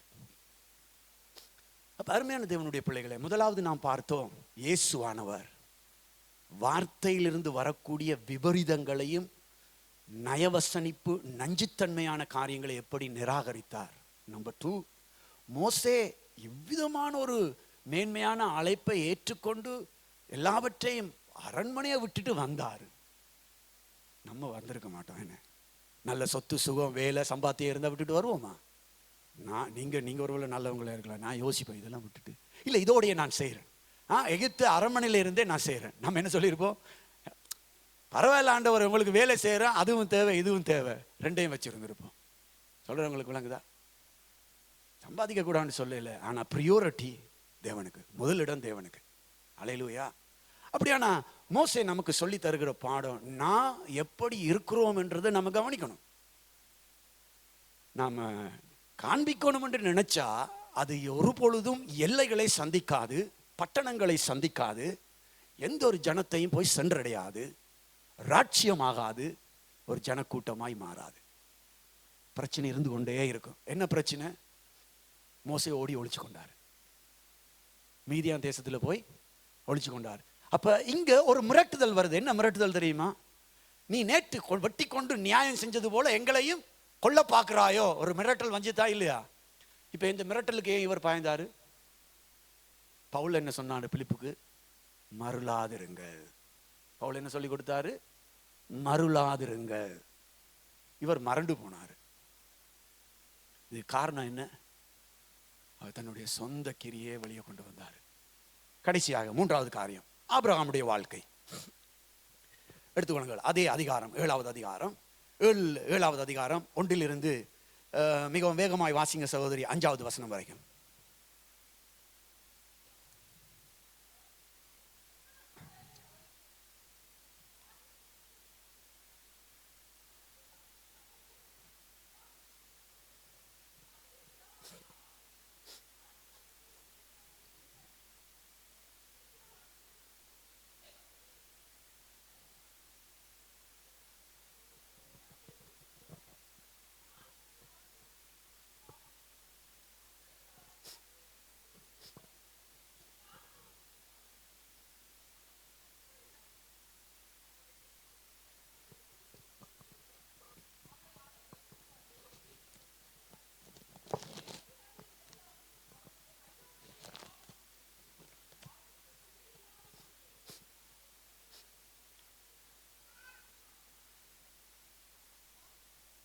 கவனிங்க, நீங்க ஆதியாகமம் 11வது அதிகாரம் 31 32 வரைக்கும் வாசிச்சீங்கன்னா, அங்க ஆரான்ல இருந்து ஆபிரகாம் பயணித்ததை பற்றி சொல்லப்படுகிறது. அங்க கல்தேயர் என்கிற பட்டணம் மெசொப்பொத்தேமியா கலாச்சாரத்திலிருந்து ஆண்டவர் அழைத்தார் என்றது அங்க சொல்லப்படல. ஆனா பவுல் அப்போஸ்தலன் தான் ஆபிரகாமுடைய ஆரம்பத்தை நமக்கு தெளிவுபடுத்துகிறார். அப்ப இங்க வேதம் என்ன சொல்லுது என்று சொன்னா, அருமையான தேவ பிள்ளைகளே, வேதம் தெளிவாக சொல்லுகிறது என்ன? நீ உன் தேசத்தையும் உன் இனத்தையும் விட்டு புறப்பட்டு நான் உனக்கு காண்பிக்கும் தேசத்துக்கு வா. ஆண்டவர் ஆபிரகாமுக்கு என்ன செய்தார்? உன் இனத்தை விட்டு வா, நான் உன்னை ஒரு இனமாக்குவேன். உன் தேசத்தை விட்டு வா, நான் உனக்கு ஒரு தேசம் தருவேன். நீ காண்பிக்கும் தேசத்துக்கு போ, நான் உன்னை என்ன செய்வேன், ஆசீர்வதிப்பேன். ஆண்டவர் என்னை உங்களையும் பார்த்து எதிர்பார்க்கிற ஒரு காரியம், நாம் ஒரு தேசத்தை விட்டு ஒரு இனத்தை விட்டு வந்ததை குறித்து நாம் வெட்கப்படக்கூடாது. அல்லேலூயா. நம்ம ஒரு காலத்தில் ஒரு தேசத்தில் இருந்தோம், ஒரு இனமா இருந்தோம். ஆண்டவர் நம்மை சந்தித்த பொழுது அந்த தேசத்தை இனத்தையும் விட்டு வந்தோம். இன்றைக்கு சொல்லுங்க, நாம் ஒரு தேசமா இருக்கிறோமா? நம்ம ஒரு இனமா இருக்கிறோமா இல்லையா? சொல்லுங்களேன். சபையில ஒரு இனமா இருக்கிறோம், தேசமா இருக்கிறோமா? எஸ். பரலோக ராஜ்யம் என்கிற தேசமா இந்த பூமியில நாம் சாட்சியா வைக்கப்பட்டிருக்கிறோம். நம்ம நினைக்கிறோம் ஒரு வீடு காணி பூமி வேணும்னு சொல்லி. அதை விட மேலானது, நான் முன்னாடி ஒரு தேசத்தில் இருந்தேன், அந்த தேசத்தில் இருந்து ஆண்டவர் என்ன கொண்டு வந்தாரு. முன்னாடி ஒரு இனத்துல இருந்த, அந்த இனத்துல இருந்து என்ன கொண்டு வந்து இப்ப பரிசுத்தவான்கள் என்கிற இனத்துக்குள்ள ஒரு ஐக்கியத்துக்குள்ள என்ன வச்சிருக்கிறாரு. அல்லேலூயா. சொல்லுங்க, இது ஆசீர்வதிக்கப்பட்ட இனமா இல்ல முன்னாடி இருந்தது ஆசீர்வதிக்கப்பட்ட இடமா? சொல்லுங்க. முன்னாடி இருந்தது முள்ளுக்காடு, சபிக்கப்பட்ட நிலம், பாலான மண்மேடு. போனா காரி துப்புவான், இவனா மனுஷன் என்று கேட்பான். இன்றைக்கு இருக்கோ இல்லையோ, ஆண்டவர பிள்ளைங்கிற நாமத்தின் நிமித்தம் நமக்கு மரியாதை இருக்கா இல்லையா, கனம் இருக்கா இல்லையா? எவ்வளவு நல்ல ஆண்டவர். அப்ப இப்ப உனக்கு தேசம் இருக்கா? இருக்கு. ராட்சியத்தின் புத்திரர். உனக்கு இனம் இருக்கா? இருக்கு. பரிசுத்தவான்களுடைய ஐக்கியம். ஆபிரகாமுக்கு சொன்னதை அவர் செய்தாரு, என்னை உன்னை அழைத்து செய்திருக்கிறாரு. அதனாலதான் தைரியமா சொல்றோம், உனத்தை விட்டு வாப்பா, உனக்கு ஒரு இனம் உண்டு. உன் தேசத்தை விட்டு, உன் பட்டணத்தை விட்டு, உன் ஜாதி சந்து பணங்களை ஜனங்களை எல்லாம் விட்டு வா. அதை காட்டிலும் ஒரு மேன்மையான ஜனமும் மேன்மையான ஒரு ஐக்கியமும் உண்டு. அது நிரந்தரமானது. அது நிரந்தரமானது இல்லை, சாகும் வரைக்கும் தான். உயிரோடு இருந்தாலும் கூட கண்டுக்க மாட்டாங்க. அப்பா அம்மாவை பிரியப்படுத்தினா தான் அப்பா அம்மா சொல்லுவான் மகனேன்னு சொல்லுவான். பொஞ்சாதியை பிரியப்படுத்தினா தான் புருஷனேண்டுவான். நண்பர்களை பிரியப்படுத்தினா ஃப்ரெண்டுன்னு சொல்லுவான். இது செய்யாம விட்டு பாருங்க, உங்களை நேசிக்கிறாங்களாண்டு பார்க்கவே மாட்டாங்க. ஆனா இங்க அப்படி இல்லை. அவர் என்னையும் உங்களையும் இருந்தாலும் இறையாட்டம். குறைவுள்ளோனானாலும் கூடவே இருக்கின்றீ. எவ்வளவு குறை இருந்தாலும் யார் இருக்கிறானோ இல்லையா, அவர் இருப்பார். அல்லேலூயா, அல்லேலூயா. அவர் என்னோடு கூட உங்களோடு கூட இருப்பார். இப்படிப்பட்ட ஆபிரகாமுடைய வாழ்க்கையில அருமையான தோப்பிலே, ஆபிரகாம் இந்த மெசொப்பொத்தேமியா தேசத்தில் இருக்கும் பொழுது, நீங்கள் சரித்திரத்தை படிக்கும் பொழுது, இந்த மெசொப்பொத்தேமியா நாகரிகத்தோடு கூட எகிப்தின் நாகரிகமும் பாபிலோன் கலாச்சாரத்துக்கும் ஒரு போக்குவரத்து இருந்துச்சு. கல்தேயர் பட்டணத்தில் ஆபிரகாம் இருக்கும் பொழுது, அங்க இந்த மெசொப்பொத்தேமியா கலாச்சாரம் இருக்கும் பொழுது, எகிப்திலிருந்து வியாபாரிகள் பாபிலோனுக்கும் வியாபாரிகள் வந்து அங்க ஒரு நல்ல ஒரு என்ன போக்குவரத்து இருந்துச்சு. அதனால ஆபிரகாமுக்கு எகிப்தை பத்தி நல்லா தெரியும். நான் சொல்றேன், உங்களுக்கு விளங்குதா? ஏன் ஆபிரகாம் எகிப்துக்கு திரும்பினார்ன்றதுக்கு ரீசன், ஆபிரகாமுக்கு எகிப்தை பத்தி நல்லா கேட்டிருக்கிறாரு. எங்க? அவர் கல்தேயர் பட்டணத்தில் இருக்கும் பொழுது அவர் கேட்டிருக்கிறாரு. இப்ப சுருக்கமாய் ஆபிரகாமுக்கு நடந்த பிரச்சனை என்ன? ஆபிரகாம் ஆண்டவர் என்ன செஞ்சாரு? தயவுள்ள சித்தத்தின்படி மகிமையின் தேவன் தரிசனமாகி அவர் என்ன செய்தார்? வாப்பா, நான் உண்மையில ஒரு நோக்கம் வச்சிருக்கிறேன், உன்னொரு இனமாக்க போறேன், உன்னொரு ஜாதி ஆக்க போறேன், உன்னொரு தேசம் இஸ்ரவேல் தேசமா மாத்தினாரா? மாத்தி இருக்கிறாரு. உன்னை ஆக்க போறேன்னு சொல்லி கூப்பிட்டாரு. இந்த ஆளும் கீழ்ப்படிஞ்சு வந்துட்டாரு. நீங்களும் கீழ்ப்படிஞ்சு வந்தோமா இல்லையா? வந்திருக்கிறோம். அல்லேலூயா. நீங்க எல்லாம் ஆசீர்வாதிங்க, நானும் ஆசீர்வாத சபையில நான் உட்பட நாங்கள் எல்லாருமே கீழ்ப்படிஞ்சு வந்திருக்கிறோம். கர்த்தர் அதற்குரிய பலனை தருவார். ஆனால் நமக்கு இன்றைக்கு இருக்கக்கூடிய பரீட்சை களம் என்ன? நமக்கும் நம்முடைய சந்ததிக்கும். அல்லேலூயா. அதைத்தான் பார்த்து நான் கொடுக்க போகிறேன். ஜெபிக்க எடுத்துக்கொள்ளுங்கள். ஆதியாகமம் புஸ்தகம் 11வது அதிகாரம். 11வது அதிகாரம். அங்க நீங்க பாத்தீங்கன்னு சொன்னா, அங்கே நீங்க 11வது அதிகாரம் கடைசி பகுதியை பார்த்தீங்கன்னு சொன்னா, தேராகு தன் குமாரனாகிய ஆபிரகாமே ஆரானுடைய குமாரன் தான் பேரனுமா இருந்த லோத்தையும் தன் குமாருடைய ஆபிரகாம் மனைவியாகிய தன் மருமகள் சாராயம் அழைத்து கொண்டு அவர்களுடனே ஊர் என்கிற கல்தேய பட்டணத்தை விட்டு கானான் தேசத்துக்கு புறப்பட்டான். அவர்கள் ஆரான் மட்டும் வந்த பொழுது அங்கே இருந்து விட்டார்கள். மகனைத்தான் கூப்பிட்டாரு. அப்ப யாரு மகனோட கூட வந்தது? அப்பா கூட்டி கொண்டு வர்றாரு.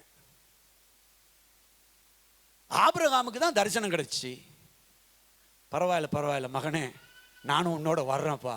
வந்தாரு. வந்து எங்க மட்டும் இருந்துட்டாங்க? ஆரான்ல இருந்து விட்டார்கள். இப்ப ஆரான்ல இருந்த பொழுது மறுபடியும் கர்த்தர் ஆபிரகாமை நோக்கி, நீயும் உன் தேசத்தையும் உன் இனத்தையும் உன் தகப்பன் வீட்டையும் விட்டு புறப்பட்டு உனக்கு காண்பிக்கும் தேசத்துக்கு போ. இப்ப ஆரான்ல இருந்து புறப்படுகிறார். இப்ப கவனிங்க அருமையான தேவ பிள்ளைகளே, இப்ப ஆண்டவர் சொல்றாரு, உன்னை நான் ஆசீர்வதிப்பேன் எல்லாம் சொல்லிட்டு வந்து, இப்ப கவனிங்க 5வது வசனம். சகோதரி வாசிங்க 5வது வசனம்.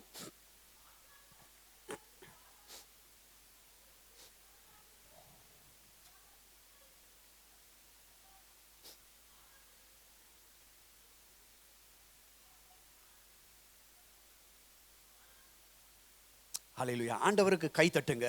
வாக்கு தத்தத்தில் உண்மை உள்ளவர். ஹல்லேலூயா. வாக்கு பண்ணினவர் மாறிடார், வாக்கு தத்தம் நிறைவேற்றுவார். சோர்ந்து போகாதே, நீ சோர்ந்து போகாதே, சோர்ந்து போகாதே, உன்னை அழைத்தவர் உண்மை உள்ளவர். வாக்கு பண்ணினவர் மாறிடார், வாக்கு தத்தம் நிறைவேற்றுவார். வாக்கு பண்ணினவர் மாறிடார், வாக்கு தத்தம் நிறைவேற்றுவார். அப்ப ஆபிரகாம் வார்த்தை சொல்லுகிறது, அவர்கள் கானான் தேசத்துக்கு புறப்பட்டு போய் கானான் தேசத்திலே சேர்ந்தார்கள். கைத்தட்டுங்கள் ஆண்டவருக்கு. ஹல்லேலூயா. அருமையான தேவ பிள்ளைகளே, இன்றைக்கும் தேவனுடைய காணியாட்சிக்கு உட்படாத சிலர் இருக்கிறீங்க இங்க. அன்பா சொல்றேன், நம்பி வா, உள்ள நம்பி வா, உனக்கு அவர் ஒரு தேசம் வைத்திருக்கிறார். உள்ள நம்பி வா, உனக்கு அவர் ஒரு ஜனத்தை வைத்திருக்கிறார். உள்ள நம்பி வா, அவர் உன் பெயரை பெருமைப்படுத்துவார். உள்ள நம்பி வா, நீ இடம் கொண்டு பெருகும் வரைக்கும் அவர் உன்னை ஆசீர்வதிப்பார். கீழ்ப்படுகிறவர்களுக்கு இந்த ஆசீர்வாதம் உண்டு. அல்லேலூயா. ஆண்டவர் என்ன செய்யறாரு? அங்க இருந்து இங்க வர சொல்றாரு. உங்களை நோக்கி தான் வார்த்தை வருது. ஐ டோன்ட் நோ, யாருக்குன்னு தெரியாது. அப்படியான ஆண்டவர் ஆபிரகாமுக்கு சொன்னதை நிறைவேற்றினாரு. இப்ப ஆபிரகாம் எங்க வந்துட்டாரு? கவனிங்க, ஆபிரகாம் எங்க வந்துட்டாரு? கானானுக்குள்ள வந்துட்டாரு. இப்ப ஆபிரகாம் எங்க வாழ்ந்திருக்கணும்? ஆண்டவர் கொடுத்த கானான்ல தான் இருந்திருக்கணும். இப்ப பின்னாடி பார்க்கலாம் வேகமாய். ஆபிரகாம் அந்த தேசத்தில் சுற்றி திரிந்து சீகேம் என்னும் இடத்துக்கு சமீபமான மோரே என்னும் சமபூமி மட்டும் வந்தான். அக்காலத்திலே கானானியர் அந்த தேசத்தில் இருந்தார்கள். ஆண்டவர் ஆபிரகாம ஒரு பக்கா விக்கிரக தோப்புக்குள்ள இருந்து, கல்தேயர் என்கிற விக்கிரக சிலைகள் நிறைந்த விக்கிரக ஆராதனைக்குள்ள இருந்து தூக்கி எடுத்துட்டு வர்றாரு. ஆமென். அங்கிருந்து தூக்கி கொண்டு வந்து கானானுக்குள்ள கொண்டு போறாரு. எதுக்கு தெரியுமா? கானான்ல வச்சு எந்த சத்துருவின் தேசத்திலிருந்து என்னையும் உன்னையும் ஆண்டவர் தூக்கி வந்தாரோ அந்த சத்துருவின் தேசத்துக்கு என்னுடைய உன்னுடைய தேவன் யார் என்பதை பறைசாற்றுவதற்காக ஆபிரகாமை அழைத்த அதே தேவன் என்னை உன்னை சபையில் அழைத்திருக்கிறார். அல்லேலூயா. எங்க இருந்து அழைச்சாரு? விக்கிரக தோப்பு, விக்கிரக கட்டு, மெசொப்பொத்தேமியா நாகரிகம், பாபிலோன், எகிப்தின் கலாச்சாரத்துக்குள்ள இருந்து என்னையும் உன்னையும் ஆபிரகாமை அழைத்தது போல் அழைத்தார். எதுக்கு? திருப்பி போறதுக்காகவா? பின்னோக்கே நான் பின்னோக்கேன், இயேசுவின் பின்னே போக துணிந்தேன், இயேசுவின் பின்னே போக துணிந்தேன், பின்னோக்கே நான் பின்னோக்கே நான் பின்னோக்கே நான் பின்னோக்கே. மெசொப்பொத்தேமியா உனக்கு நல்லதா இருக்கலாம், பாபிலோன் கலாச்சாரம் உனக்கு நல்லதா இருக்கலாம்.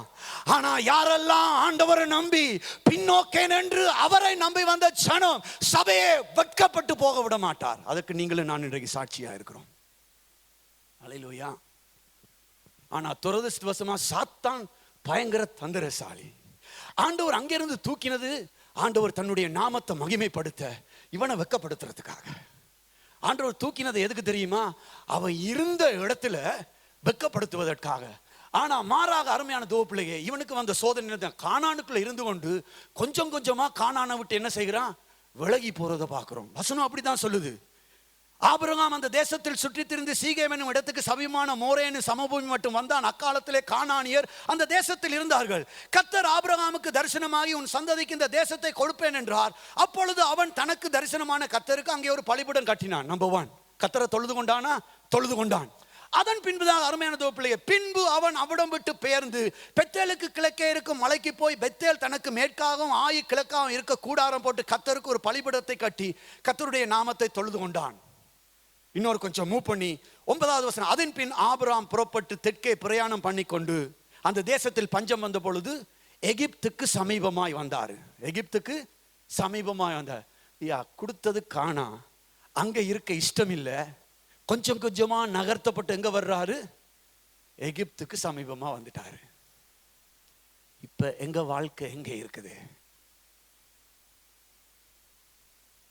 பரமகானா நிலையான பட்டணம், நிலையான ராஜ்யம். இந்த பூமியில நிழல்ல நாம இருக்கிறோம். அல்லேலூயா. நிஜமான ராஜ்யத்துக்காக இந்த பூமியில நாம் என்ன செய்யிருக்கோம்? சாட்சிக்காக வைக்கப்பட்டு உருவாக்கப்பட்டு கொண்டிருக்கிறோம். நமக்கான ஒரு நிலையான நகரம் உண்டு, நமக்கு ஒரு வாசஸ்தலம் உண்டு. இங்கே நாம் சாட்சிக்காக வைக்கப்பட்டிருக்கிறோம், சவாலுக்காக வைக்கப்பட்டிருக்கிறோம், சத்துருவை ஜெயிக்க வைக்கப்பட்டிருக்கிறோம். சாட்சியுள்ள ஜீவியம் நாம் உருவாக்கப்பட இங்கே வைக்கப்பட்டிருக்கிறோம். ஆனா இங்கே இருந்து கொண்டு நாம எகிப்துக்கு நகரலாமா? இங்கே இருந்து கொண்டு கொஞ்சம் கொஞ்சம் பலிபீடத்தை கட்டினோம். இன்றைக்கு நிறைய பேர் பலிபீடம் கட்டின நாட்களில் பலிபீடம் எல்லாம் தகர்ந்து போச்சுது. இருளுக்கும் ஒளிக்கும் சம்பந்தமே இது. எங்க போய் கொண்டிருக்கிறோம்? எங்க சந்ததி, எனக்கு 3 பிள்ளை இருக்கு.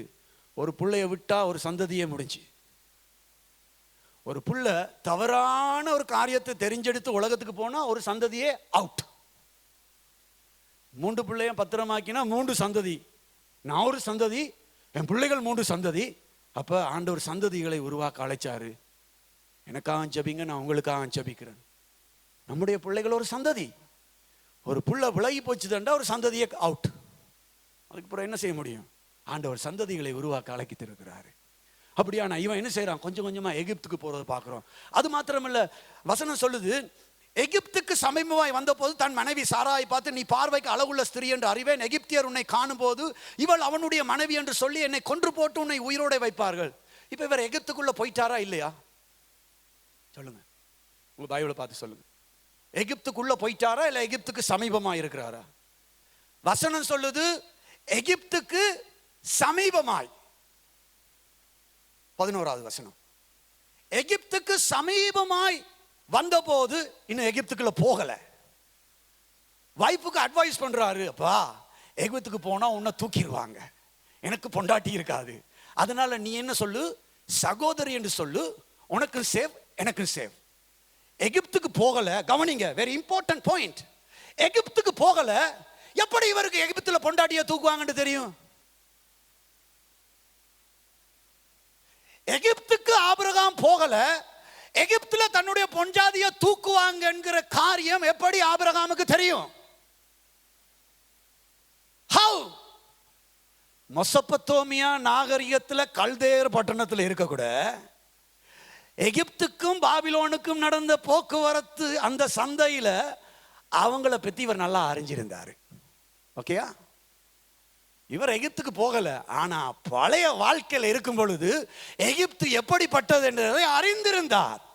அதனாலதான் பொஞ்சாதிக்கு அட்வைஸ் பண்றாரப்பா, போனா பொண்டாட்டிய தூக்கிடுவான், தெரியுதெல்லாம் பொஞ்சாதிய தூக்கிடுவான், எதுக்கு நீ போறா? பொஞ்சாதியா தூக்குவாங்கன்னு தெரியுது, பிறகு எதுக்கு அட்வைஸ், பிறகு எதுக்கு போகணும்? சொல்றவங்களுக்கு விளங்குதா?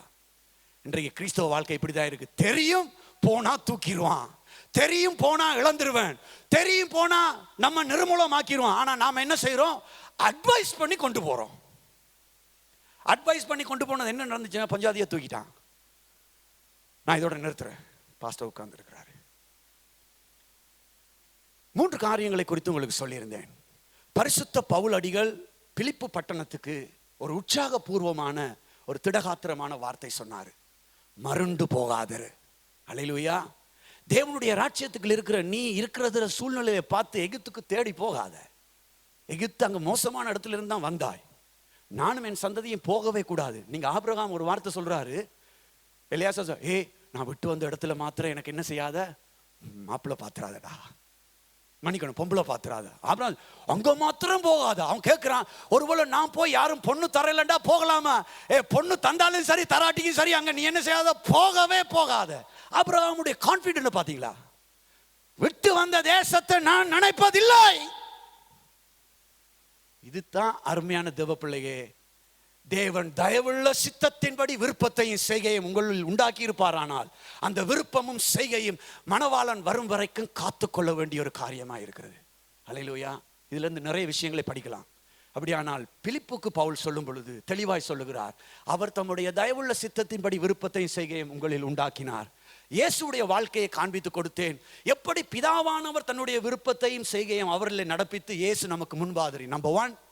நம்பர் 2, எப்படி மோசேயுடைய வாழ்க்கையில ஆண்டவர் இந்த காரியங்களை நிறைவேற்றின பொழுது அவன் சறுக்கினான்.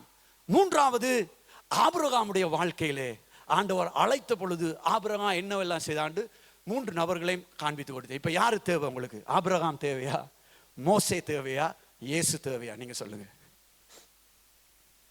இயேசு தேவை என்று சொல்லிட்டு நிக்க கூடாது, வசனத்துல கவனமா இருக்கணும். அல்லேலூயா. அந்த நோண்டி எடுக்கிற வார்த்தைகள்ல கவனமா இருக்கணும். அல்லேலூயா. திசை திருப்ப விடக்கூடாது. அப்படி எழுந்திருந்து சசிபுர.